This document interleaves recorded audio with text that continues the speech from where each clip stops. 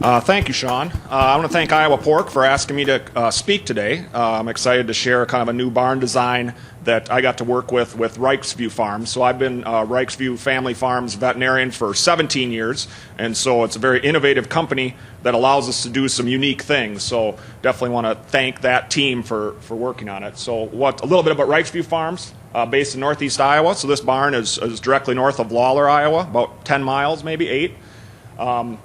Reicks Farms has been operating since 1979. Farrow to finish operation with 44,000 sows in Iowa, and 6,000 in Michigan.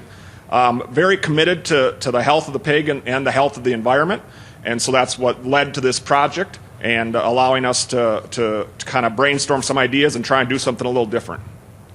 Swine Vet Center was established in 1991. Swine-only practice, 15 veterinarians, and we independently consult with about 500,000 sows total.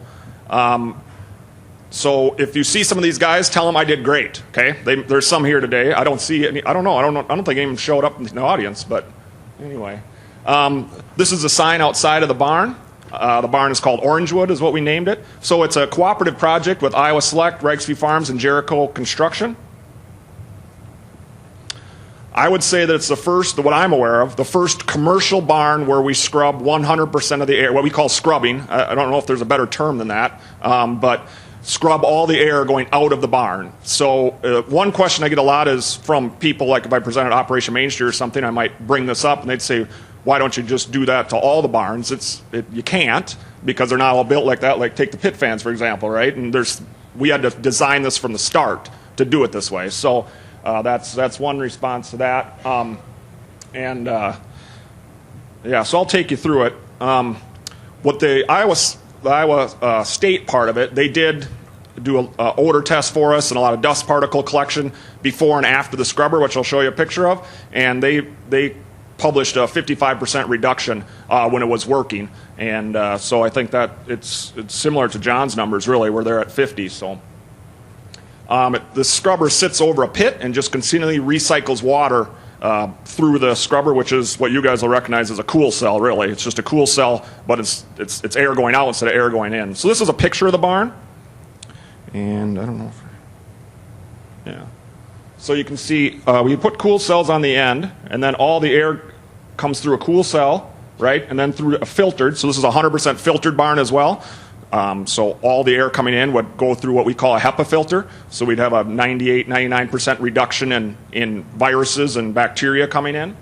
Then it's all top down. So it goes into the attic and then top down over the pigs and out the fans, which are one set of fans for each room there. Then it goes through the scrubber. So the fans pull it through this scrubber, and it's the actual cool cell with water dripping through it that actually removes the dust and reduces the odor. So this is what Orangewood finisher would look. It's 100% filtered for the protection of the health of the pigs, and these are the HEPA filters inside the barn then. So what it does is it goes through the cool cell first. So this is the outside cool cell to cool the air. That's the other thing we had to do because we had to run less fans.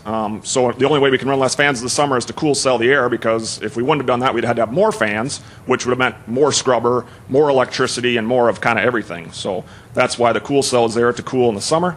Then it goes through the filters. So this is the outside of the barn, the cool cell. So then you got it going through the filter. That's a pre-filter, just like we always put it through a pre-filter because they're cheaper first, so that'll remove the very big particles. It's just like on your furnace. When you built a filtered barn, I just want to throw this in, the loadout has to be pressurized because we can't have air coming back in when we load pigs out of it. So we have a fan running continuously in the loadout, and then we'll kick on a bigger fan when we actually load pigs out to make sure no air comes back in. All top-down ventilation, just any inlet will work there. So this is what the bank of fans on the inside look like. So there's no fans there, that's just the louvers, right? So it has to go across the pigs, out those louvers, then gets pulled through the scrubber. So this is inside that room where it's coming through the louvers, and so then scrubbers are on the left, and this is what they would look like. This is a pretty clean one, and they do get dirty, so we have to have a continual program of washing these down. We don't have rain, inside the barn, which would be nice. So one of the hardest things to do here is to keep that clean. It has to be part of your chore list probably weekly to really do it right. So So we'll wash that down because it collects so much dust.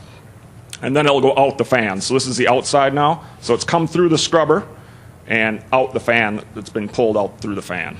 That's just a picture of the minimum fans. So all the pit fans are in that one, or all the fans are in one bank too.